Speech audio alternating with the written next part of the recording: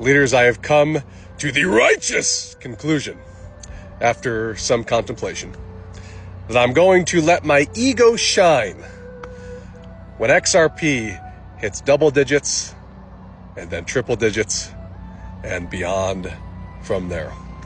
Because, truth be told, I often ask myself, what would Jesus do? What would love do? What would grace and compassion do? What would the leader within me do in this situation? And while I embody that sentiment much of my life, I've received so much hate and uneducated bullshit since talking about digital assets and specifically XRP and investments in general, that I've made the decision to just really give it to people just once. When XRP hits $10 and beyond, you'll see me come on here and just say, hey, haters, look where we're at, baby. They built this entire empire on one simple thing: how to control how value moves. That's the dollar. That's the petrodollar. It sits in the middle of everything that happens on this planet. I'm talking about the fees, the rules that everyone has to play by or you get bombed.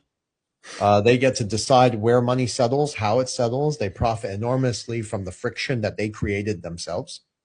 That's their game. And for decades, it's worked perfectly.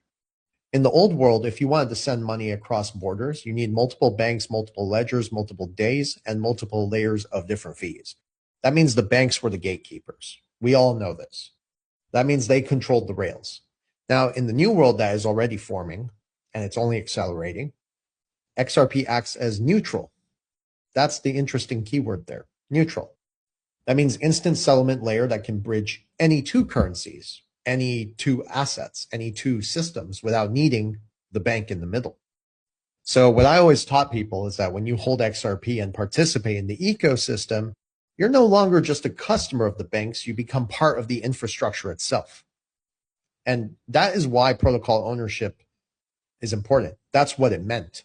So instead of paying the banks to move your money, you can now own a piece of the protocol that moves money for the entire world.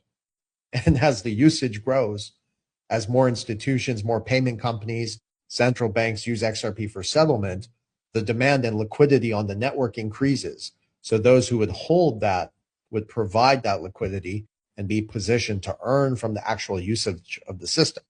Basically, I taught people you would flip the script entirely because the banks made money by